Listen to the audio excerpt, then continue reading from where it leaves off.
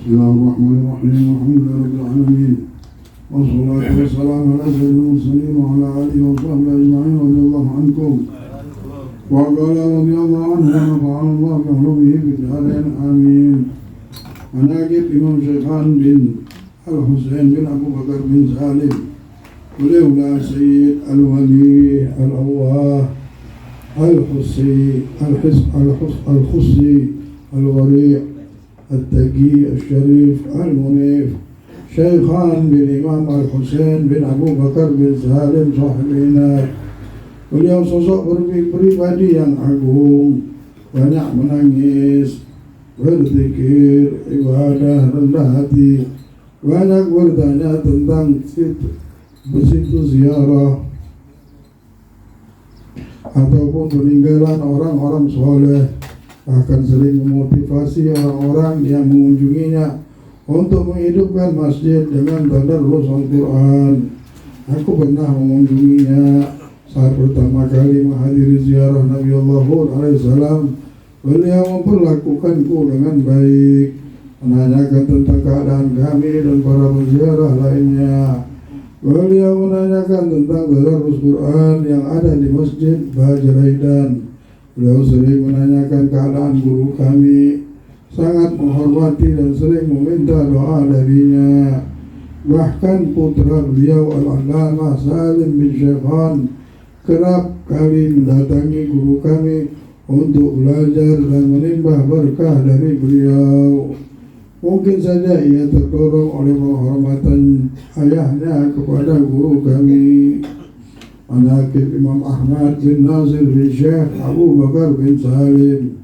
Beliau Sayyid Al-Jadir Syekh Al-Jami' Tusirri Asil wal-Istighraq Al-Jamil Syahabuddin Ahmad bin Syekh Nasir bin Zaid Ahmad bin Syekh Al-Imam Abu Bakar bin Salim Sahib Minat.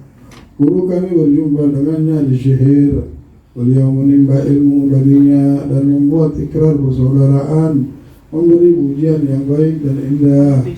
Yang pertama kali tinggal di kota Syihir adalah kakeknya Ahmad bin Syekh Abu Bakar, berpindah dari Aden ke Syihir. Setelah di sana bertemu dengan Imam Ahmad bin Umar Al-Aidrus tanpa diiringi pembicaraan apapun, karena saat keduanya saling ingin bertemu. Keduanya dihalangi oleh cahaya yang membuat mereka tidak dapat saling berbicara. Inilah yang ditanyakan oleh Imam Ahmad bin Abu Bakar. Kakek beliau ini meninggal di kota Syihir tahun 1020 Hijriah. Ada kemungkinan Imam Ahmad bin Nasir sempat mendapatinya dan memperoleh pandangan khusus darinya. Sudah pasti beliau sempat mendapat ayahnya Nasir bin Ahmad. Kakek beliau ini mendapat pujian khusus dari Imam Bajahdad. Dalam ucapannya, ia adalah anak Syekh Abu Bakar yang paling zuhud. Hal ini saat beliau pergi ke Tarim untuk menimba ilmu darinya. Imam Ahmad bin Nasir ini adalah sosok yang senantiasa hidup zuhud, tidak peduli terhadap urusan duniawi, tidak pernah melirik keadaannya sedikit pun, apalagi memperdulikan penduduknya dalam mengatur, mengumpulkan dan menjaganya. Beliau tidak pernah terlalu memperhatikan keadaan hati orang lain guna mempertahankan kehormatan dan kedudukan di tengahnya. Pernah dia kepikiran, ya gimana si fulan itu ya? Bagaimana si fulan memandangku? Bagaimana si fulan melihatku? Kalau bisa dibuang itu pikirannya. Berbuatlah baik dan jangan ada pikiran itu. Sama orang harus baik, sama orang harus berakhlak. Tidak nyesel kita kalau kita membawa akhlak. Biar orang membawa sombong, biar orang membawa ego, biar orang mau menang sendiri, ngomong mau menang ini, mau hebat. Kita bawa akhlak aja. Kita umat Nabi Muhammad, bukan pengikut nafsu. Nah, insya Allah keberkahan akhlak ini akan merubah situasi, merubah kehidupan kita. Dan paling besar timbangan nanti di akhirat adalah akhlak. Nah, para aulia ini lihat zuhudnya bukan main. Sebagian aulia mikir dunia saja. Kalau ada yang terlibat mikir dunia, mereka langsung mandi wajib. ambil tobat, mikir saja. Tadi pas di jalan terpikir dunia, sebagiannya saking zuhudnya sudah tenggelam terus sama Allah. Kalau ada mikirin dunia langsung dia mandi wajib. Ada yang berwudu langsung, anggap batal wudunya sudah. Dengan apa? Dengan memikir dunia. Nah, kita tidak usah sampai situ. Kita yang penting jaga diri kita dengan baca wirid, bentengi diri kita supaya pikiran kita tidak sesat, tidak kemana-mana. Kalau kemana-mana tersesat pasti. Orang yang kemana-mana itu sudah tidak tahu jalan. Tapi kalau sudah tahu jalan, hidup ini untuk Allah, sudah kesana aja. Ada urusan dunia kita jalani saja. Tapi jiwa kita, pikiran kita tidak kemana-mana. Udah ke Allah, tak usah lari kemana lagi, ikat sudah dengan zikrullah. Itulah benteng-bentengnya. Kemanapun kita hidup, selamat. Sudah dapatkan ini selamat. Karena tujuan sholat, tujuan ibadah, tujuan belajar supaya dekat sama Allah. Tidak ada lain. Hidup ini cuma untuk itu. La ilaha illallah Muhammadur Rasulullah sallallahu alaihi wasallam. Jadi jangan juga terlalu memperhatikan masalah bagaimana kedudukanku ini di sisi manusia tadi. Si fulan bagaimana memandangku. Tadi bagaimana pas ketemu sama dia, pas pulang apakah yang diomongnya, tak usah mikirin itu ya. Berbuatlah baik, orang mau menilai apapun terserah, tak bisa kita manusia ini, tak bisa. Bahkan wujud beliau di antara mereka sangat berbeda sekali. Siapa? Imam Ahmad ini berbeda cara hidupnya dia. Arti berbeda karena dia sudah menceraikan dunia tadi. Jadi cara hidup orang dunia sama dia beda. Inilah gambaran kepribadian beliau yang dinukil oleh orang-orang yang terpercaya. Hal ini tidaklah mengherankan karena beliau adalah buah yang berasal dari pohon Ahlul Bait Nabi Nabawi yang mengandung petunjuk, kesolehan, cahaya dan kebaikan. Suatu kali ada salah seorang sadah dari keluarga Al-Ahdar meminta nasihat beliau yang baik. Al-Haddar ya. Beliau berkata, keberuntunganmu ada di kota Mekah. Al-Ahdal namanya, bukan Al-Akhdar. Ya, Al-Akhdar. Keberuntunganmu ada di kota Mekah. Ia berangkat ke sana dan di sana bertemu dengan seorang ulama dari kalangan Bani Alawi yang mengisyaratkan engkau akan mendapat laduni di kota Qisrin. Ia berangkat ke sana dan mendapatkan keinginannya. Hal ini bagaimana yang aku dengar dari pencinta keluarga Al-Ahdar. Kemudian Al-Habib Abdullah bin Al-Haddad berbicara tentang para ulama yang masih ada di zaman beliau saat penulisan qasidah ini. Beliau mensifatkan mereka adalah perhiasan bagi kota Tarim karena mereka adalah sumber ilmu, kunci hikmah. Lihat, wali-wali Allah ini melihat perhiasan, tapi bukan melihat perhiasan dunia. Orang perhiasan dunia. Mereka di dunia perhiasan yang mereka lihat apa? Wali-walinya Allah. Ketemu aja sama wali-wali Allah. Ketemu bahkan sama yang sudah meninggal pun munculan di kehidupan mereka. Karena terus mendekatkan diri sama Allah. Mereka Allah tunjukkan perhiasan-perhiasan yang benar yang ada di dunia ini. Dapatkan perhiasan itu. Ada datang malam mereka, rindu sama malam sudah. Mau maghrib aja sudah rindu. Jadi sudah punya mainannya beda sudah lain. Karena disibukkan sama akhirat. Hanya Allah lihatkan ini dunia. Lihat dunia langsung ketawa, mainan semuanya. Dibilang dunia ini tidak ada isinya dunia. Sebagian mereka ada yang Allah Subhanahu wa Ta'ala meninggalkan di waktu yang cepat karena apa? Karena kerinduan Allah kepada mereka. Bagian mereka di dunia Allah panjangkan umurnya, tapi mereka diberikan kehidupan yang barokah. Kalau panjang umur tidak berkah, buat apa? Panjang umur tidak bisa ibadah, cuma di kasur sakit, cuma ngerepoti orang. Kita seperti anak kecil, buang air, ini buat apa? Tapi kalau badan sehat atau sakit tapi tidak ngerepoti orang, ibadah bisa. Sakitnya ini mengangkat derajat. Orang lihat casingnya sakit tapi aslinya orangnya tidak sakit, tidak tahunya. Banyak asli casingnya sakit tapi tidak tahunya hatinya ada bersama Allah. Ada bersama Allah. La ilaha illallah Muhammadur Rasulullah. Inilah hidup sebenarnya. Kalau sudah hati kita tenang, akan bisa melihat kehidupan yang benar ini. Bukan dengan sihir, dengan nafsu dunia. Tapi tenang, nanti ada Allah buka 5 menit. Ada yang dibuka sama Allah 10 menit. Ada yang dibuka sama Allah 1 hari. Ada yang dibuka sepanjang hari. Allah kalau sayang dibuka yang sebentar, hanya ditutup lagi. Supaya apa? Supaya bisa ngurus kerjaan. Kalau enggak bisa ngurus kerjaan, nanti kenikmatan. Berduduk malam-malam. Kuncinya terus terang tidak ada lain, mesti kita berzikir sama Allah. Jangan lepas ya. Kalau datang jenuh, datang ini duduk lagi. Baca zikir kita. Kita kedatangan tamu aja senang. Datang ke rumah kita ajak ngopi, ajak makan sampai malam. Nggak ngantuk kita. Kenapa ada teman saya datang? Mau ibadah, tinggal dulu ibadah ini, semua ditinggal. Nah ini duduk sama Allah kita. Cuma orang yang Allah mau saja. Jadi kalau kita sudah tidak bisa duduk itu, kenapa aku tidak diinginkan oleh Allah dulu? Ambil hikmahnya. Apa disuruh ini, apa disuruh ini. Kalau kosong semuanya waktu, tapi masih tidak bisa duduk juga, masih hobi megang HP terus, gawat.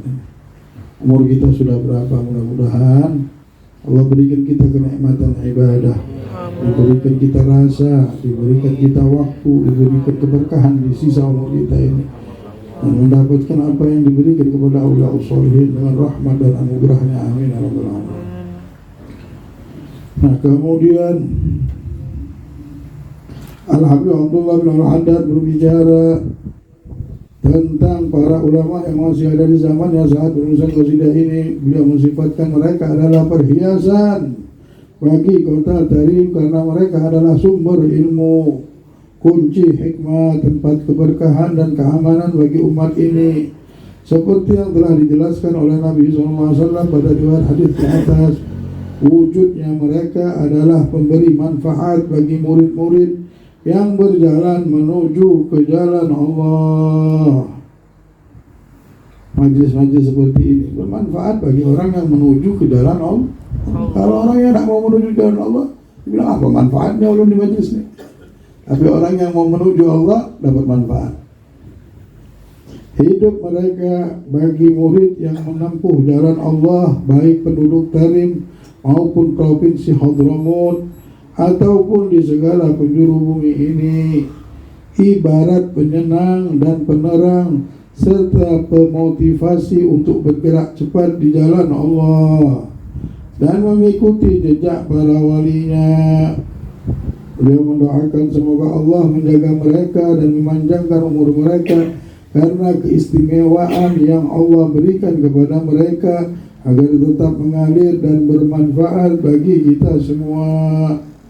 Beliau juga mendoakan agar Allah memunculkan para pengganti dari generasi mereka, terutama di tempat beliau. Di antara mereka ada 8 seperti yang beliau jelaskan bahwa beliau menimba ilmu dari ke-8 orang ini: Imam Muhammad bin Ali As-Sagaf, Imam Abu Bakar bin Syihab, Imam Aqil bin Abdul Rahman, Imam Umar bin Abdul Rahman Al-Attas, Imam Abdul Rahman Al-Aidid, dan anaknya Syekh, dan Imam Syekhan bin Husain, dan Imam Ahmad bin Nasir.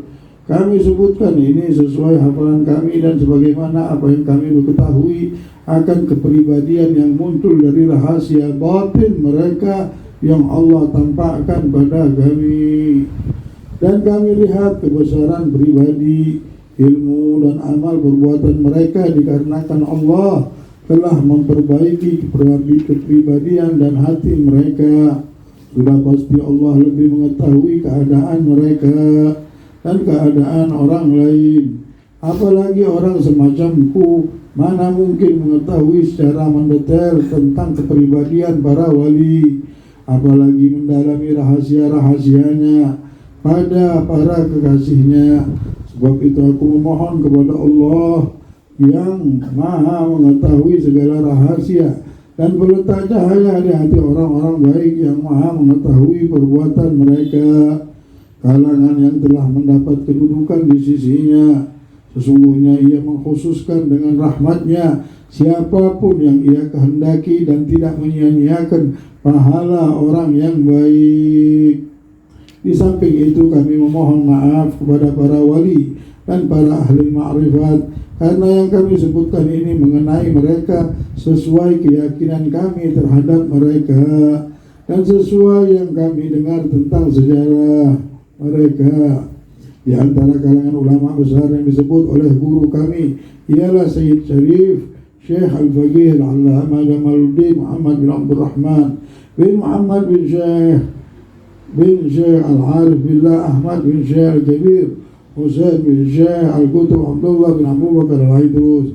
Beliau seorang ahli fikih yang luas pengetahuannya dan sosok yang terhormat pada mulanya.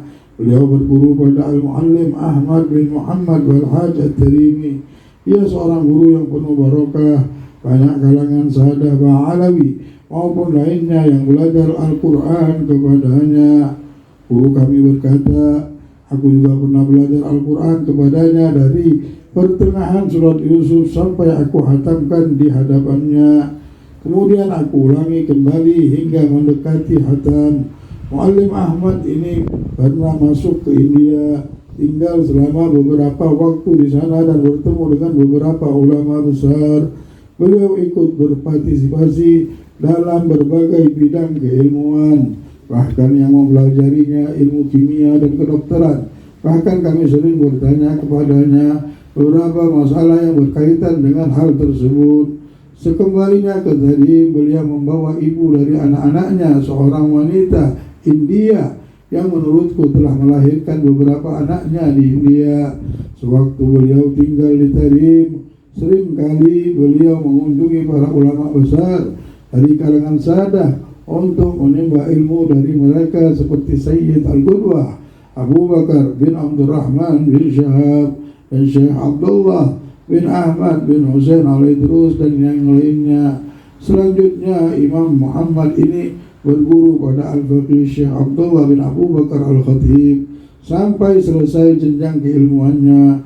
Aku pernah mendengar beliau juga berguru pada Sayyid Al-Wajih Al-Alim Al-Fadil Abdul Rahman bin Abdullah Baharun Ba'alawi. Setelah itu beliau membuka pengajaran untuk kalangan umum hingga banyak sekali orang-orang yang belajar darinya, baik dari kalangan sahadah maupun yang lainnya.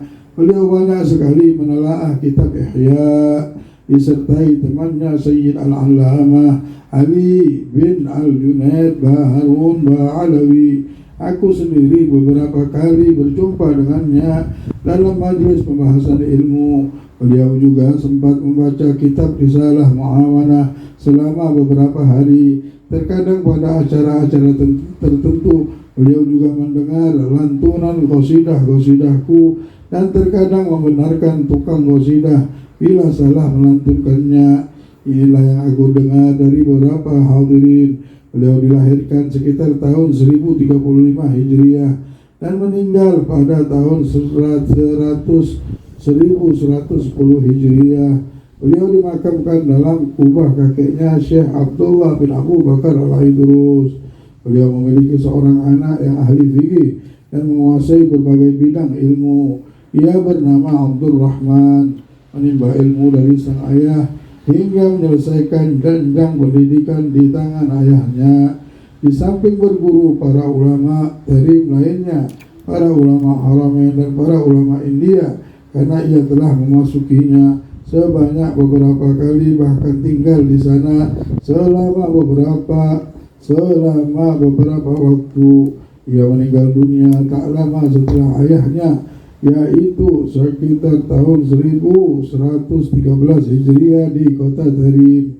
Ia juga dimakamkan dalam kubah kakeknya Syekh Abdullah bin Abu Bakar Al-Idrus dan Sayyid Muhammad bin Abdurrahman, dan anaknya Abdurrahman ini memiliki keturunan yang banyak dan barokah di Tarim.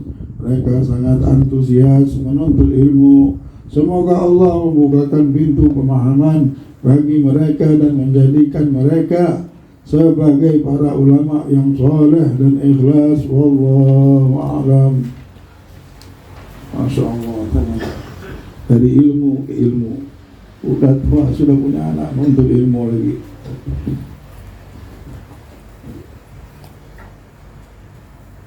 Ilmu dituntut untuk apa? Untuk mendekatkan diri sama Allah.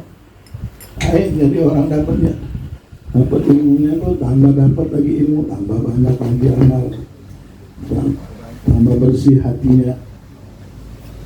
Jadi ilmu ini memang kalau sudah datang kepada orang, cahayanya tambah baik hatinya, tambah bersih, tambah banyak amalannya.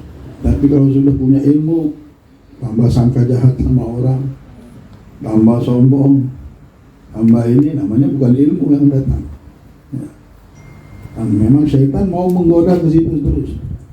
Syaitan menggoda umat ini supaya tidak mendapatkan sesuatu yang aslinya. Tapi kalau kita dapat yang asli, ilmu ini bisa buat segala-galanya. Berkahnya itu bukan main ilmu. Hidup kita selamat dunia dan akhirat. Mudah-mudahan Allah selamatkan kita semuanya. Amin ya rabbal alamin. Bismillahirrahmanirrahim. Alhamdulillah rabbil alamin, wassalatu wassalamu ala sayyidil mursalin wa ala alihi washabbihi ajma'in radhiyallahu anhum wa qala radhiyallahu anhu wa nafa'ana Allah bi ulumihi bil darain. Amin. Kita sudah dengarkan kemarin haknya orang tua, sekarang hak seorang anak. Disunnahkan bagi kedua orang tua untuk menolong anak-anak agar berbakti kepada mereka. Dengan apa? Dengan memaafkan mereka. Jangan kita ada dendam sama anak. Jangan kita ada terpikir, ingat anak kita ini kenapa dia lebih hormat sama orang daripada saya. Kenapa anak saya ini lebih, perasaan kita muncul macam-macam. Ini syaitan memang dia mencari cara. Dan si anak ini kadang-kadang jadi ujian bagi kita. Kadang-kadang dia lebih dengar omongan orang lain, lebih percaya sama orang lain. Nah caranya bagaimana? Maafkan, doakan. Maafkan, doakan. Setiap ingat kesalahannya, kekurangan, maafkan, langsung doakan Al-Fatihah. Mudah-mudahan anak saya dapat hidayah, jadi anak yang soleh, Al-Fatihah, dan dia jadi dekat sama kita. Doain Al-Fatihah. Ingat lagi, kalau mau emosi langsung naikkan Al-Fatihah lagi. Nah ini diamalkan berapa bulan, 3 bulan berapa. Kadang-kadang sekali diamalkan sudah. Tapi biasanya Allah mau mendidik itu dilewatkan dulu, supaya kita dapatkan ilmu. Oh ini orang hidup ini begini macam-macam. Ada anak-anak ini bukan dengan nasihat bisa itu. Nanti tiba-tiba berubah sendiri. Kadang-kadang dia lagi pas mau dia sadar, ya Allah, orang tua aku ini segala-galanya. Orang mulai kayak hidayah turun, akhirnya dia baik sama kita. Nah, jadi tugas hak kita sudah itu.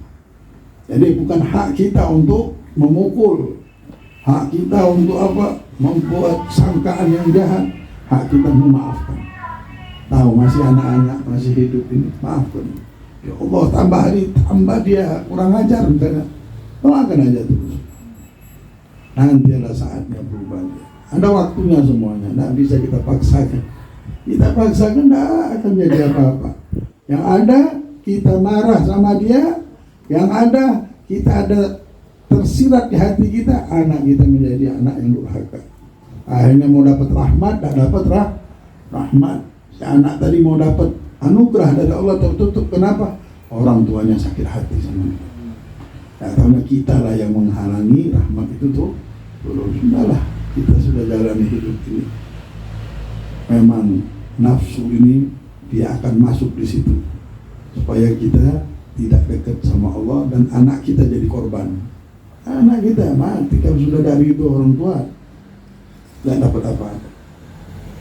Jadi dengan memaafkan mereka, maafkan, cukup maafkan, biarkan ini roda putaran dunia ini berjalan, akan datang waktunya nanti semuanya.